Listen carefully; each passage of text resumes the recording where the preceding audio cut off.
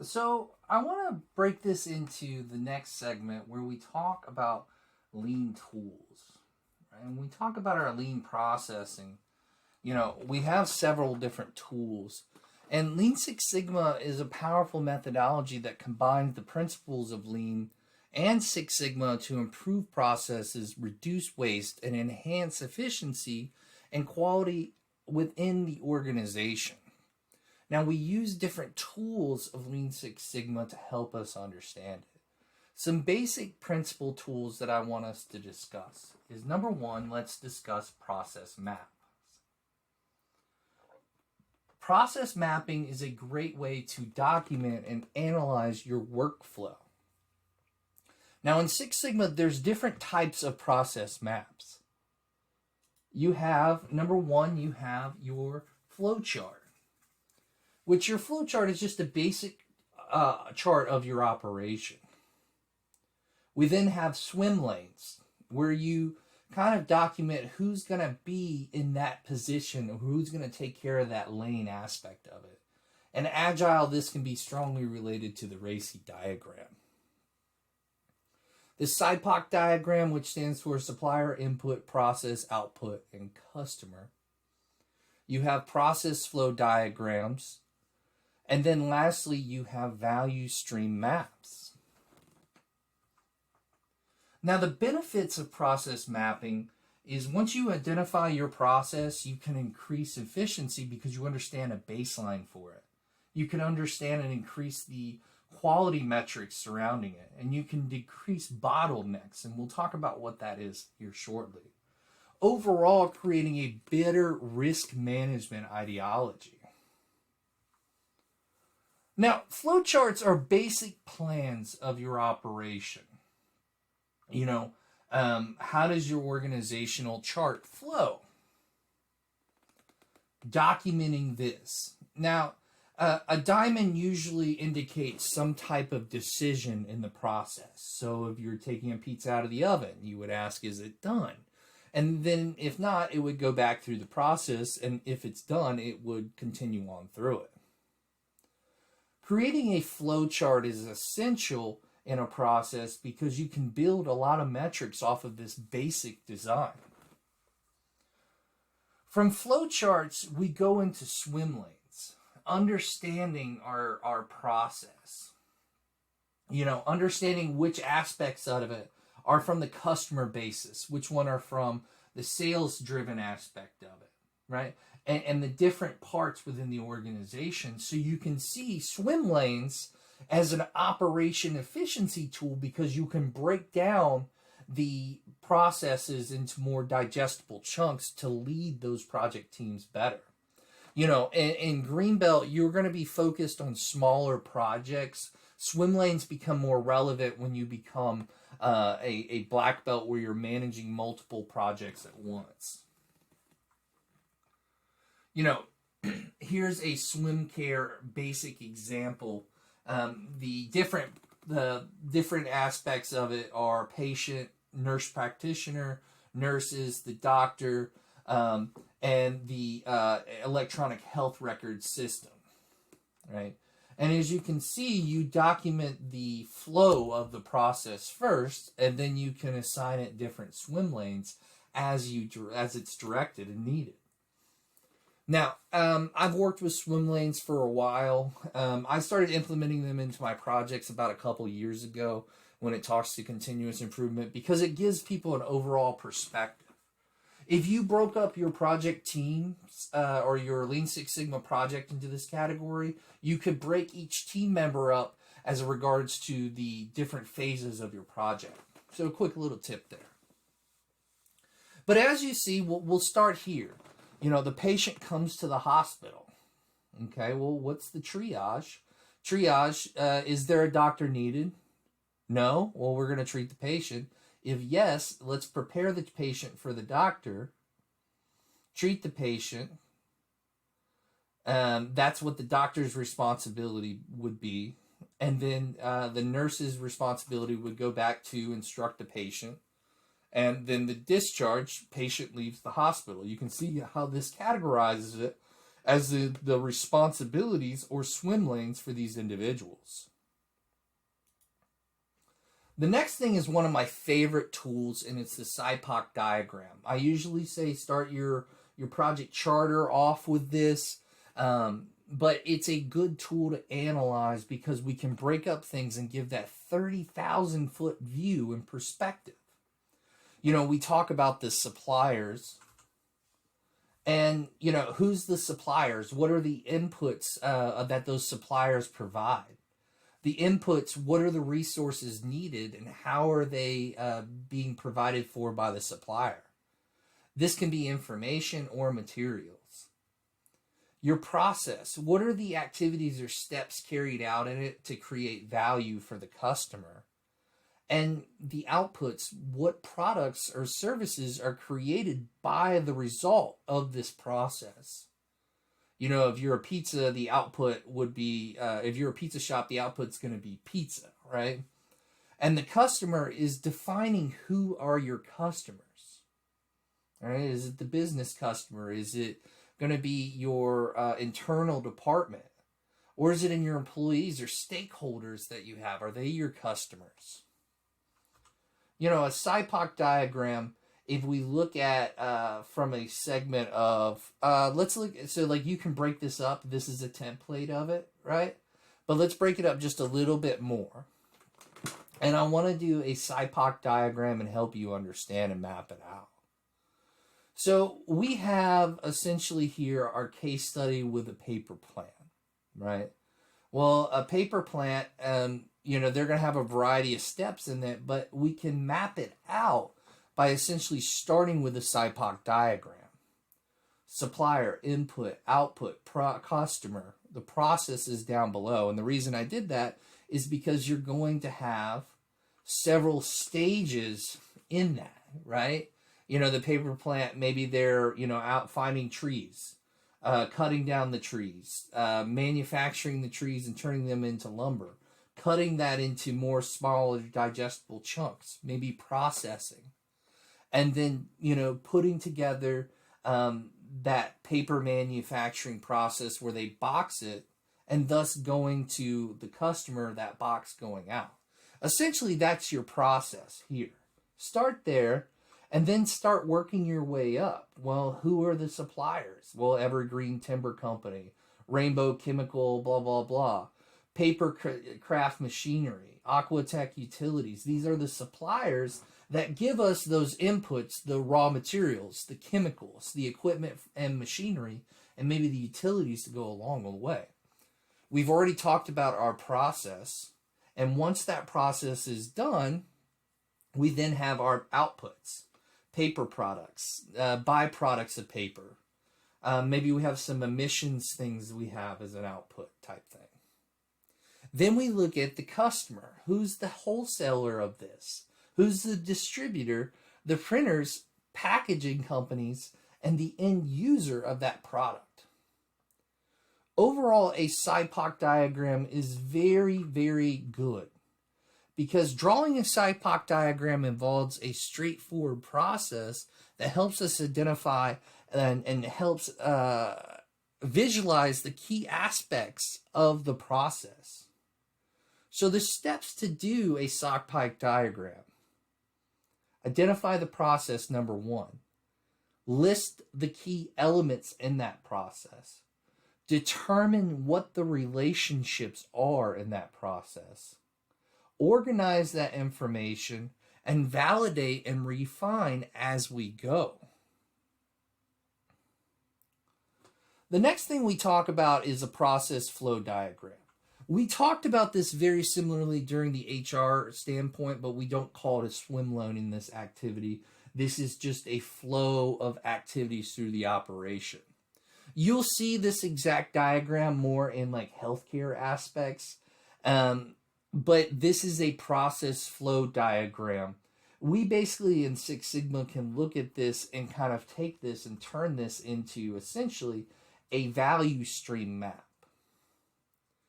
Now, a value stream map, it documents the flow of materials, information, and activities along with the efficiencies of your staff on hand as well.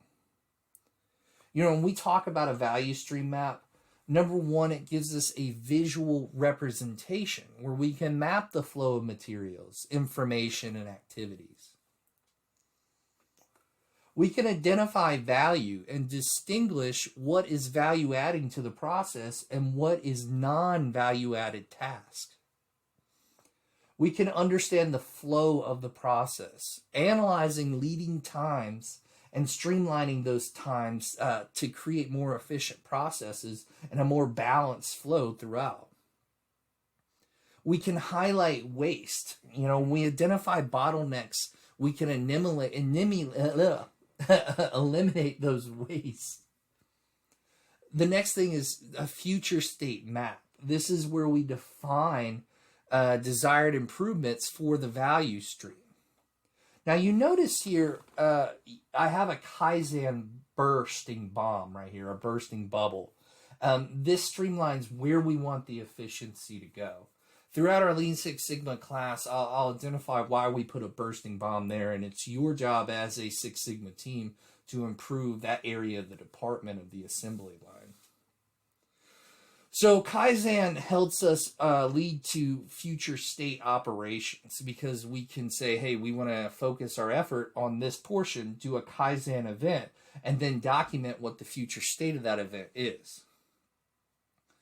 Once you do this, you can do a continuous improvement activity by driving ongoing resources and enhancing efficiency in the organization. At the end of the day, a value stream map allows us to see our process at that 30,000 foot view level. We can also talk about production lead times, how do we address a shortage, and we can map that out with a value stream map.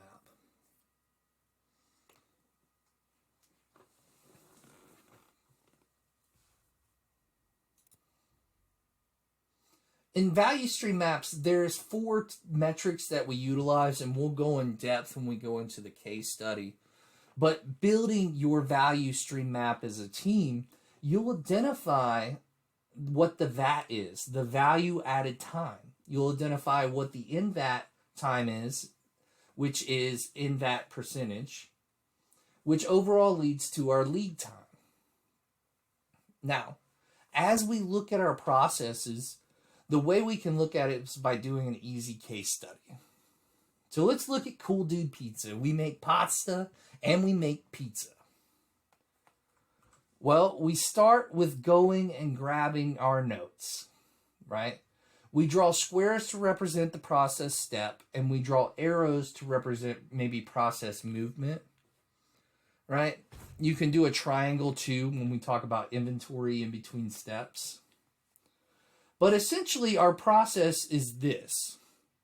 We have order placement, order processing, preparation time, the cooking time, the packaging, delivery, pickup aspect of it, and customer satisfaction survey. Now that customer satisfaction survey, you'll see it in the process, but we can't put a metric on it just yet because we don't really want to put, we don't know how long it takes for a survey. Right now, we just want to focus on what's our process. So I kind of omit that for a little bit of this. But the order processing is basically the process steps here involve the order placement. This is a customer places the order online or over the phone.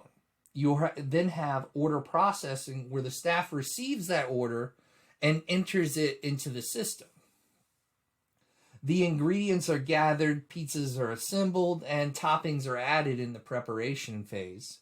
You then have cooking, which pizza and the pizzas are placed in the oven and cooked to perfection or the customer's specification. The packaging, this is after the cooked pizzas are pulled out of the oven. They are then boxed and orders are prepared for delivery or pickup. From there, pizzas are either delivered to the customer's doorsteps or made available for in-store pickup. And then from there, the customers, once they receive their order, we should trigger them to leave us a feedback type mechanism to see how we're doing. You ask yourself first, what is your process? This then becomes your flow chart of your operation, right? I can identify several metrics here with just this basic flow chart. Number one, I can identify how many people are at each station.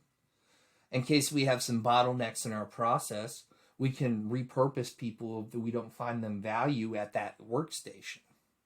Now, this dives into the organizational management aspect of it. I'm trying to bring a overall awareness to value stream mapping because as green belts and the lower belt levels, this is essential that you know at least this foundation of it.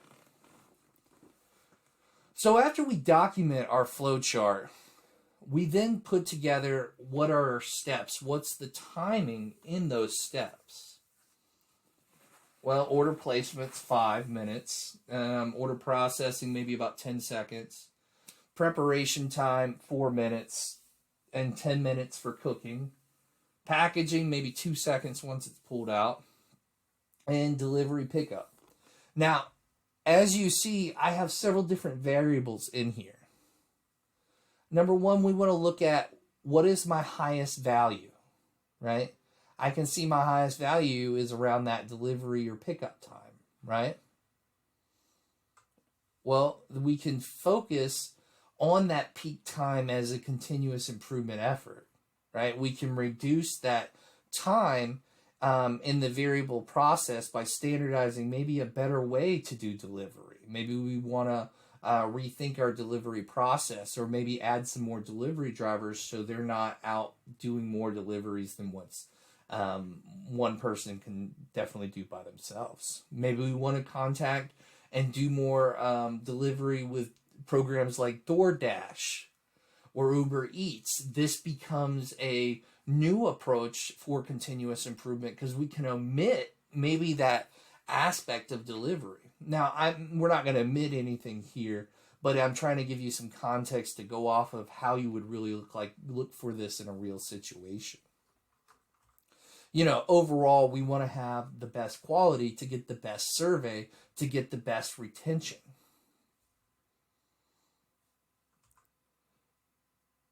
Next, once you identify what your highest value-added time is or peak time, we want to look at, as Six Sigma consultants, we want to know what our bottlenecks are, right? And essentially, our bottlenecks are going to be those pinch points in our process where the process is really bogged down from a standpoint of continuous improvement. It's getting pinched through and things are getting backlogged, or maybe there are delays in the process just because there's not enough staff there to process that order appropriately. Now, this comes from a theory called theory of constraints. It's a whole separate thing. But essentially, we identify the bottlenecks in our process and we analyze our baseline or current state of our operation. When you think about that current state of the operation, right? Again, time is relevant. If we're not adhering to the best quality practice or best benchmarking approaches to pizza delivery or even our own processes, how do we expect to get good quality out of it? So,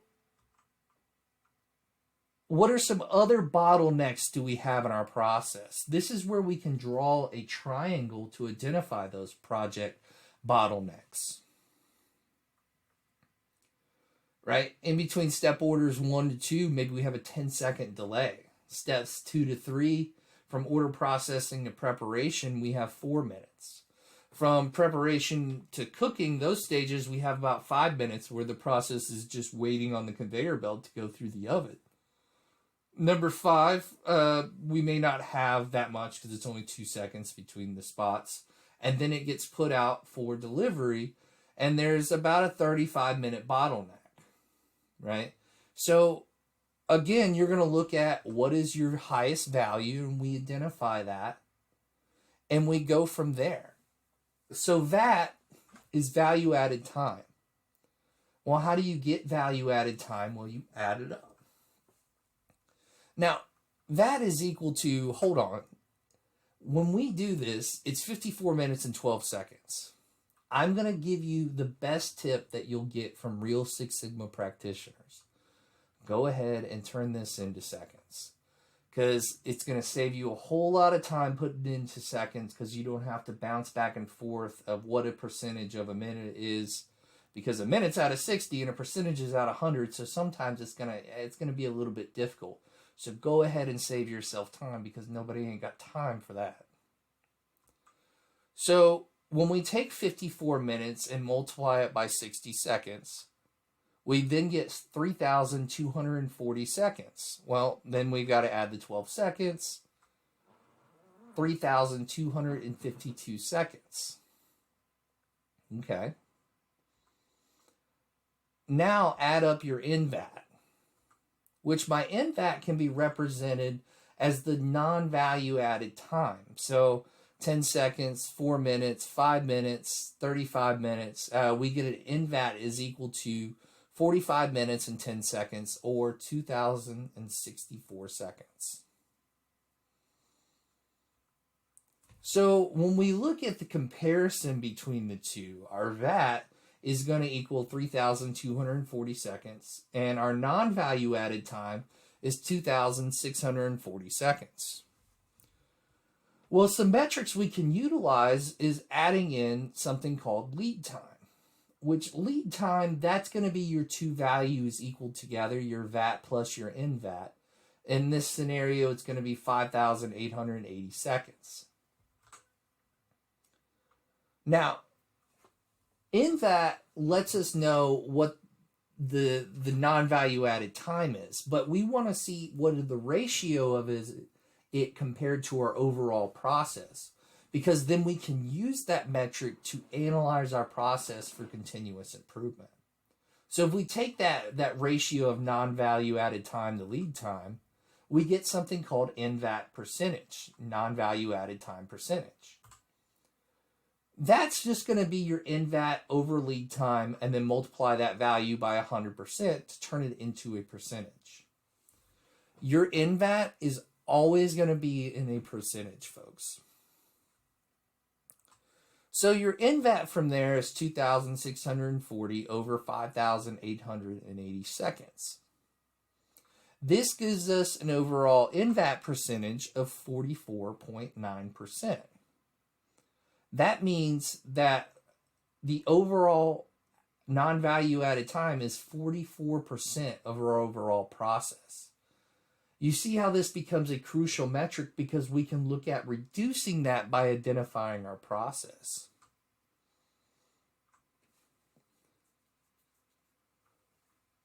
Now, these metrics are fundamental metrics of a value stream map. So in this, I've showed you how to calculate value added time, how to calculate non-value added time, what is lead time, and the non-value added time percentage. Now, these are fundamentals. You know, when you draw your process, what does your process look like? What is your VAT equal to? What is your non-value added time, your lead time, and your NVAT percentage? The key steps in creating a value stream map is, number one, we're going to select what the value stream is. So you're going to choose what the process is to be mapped. You're going to define the scope of that, where you're going to set boundaries and key processes. And then you're going to gather data. When we collect metrics and information, we can understand our process just a little bit better. We then map the current state of our operation or workflow, identifying, any waste metrics in there or non-value added time. From there, we can analyze the flow of our process and, look at our lead time, that customer metric that lets us know how long it takes for our process to get to the customer. Then we're going to identify enhanced opportunities by finding improvements. We then map that future state and develop an action plan off of that future state, and then monitor that progressive nature.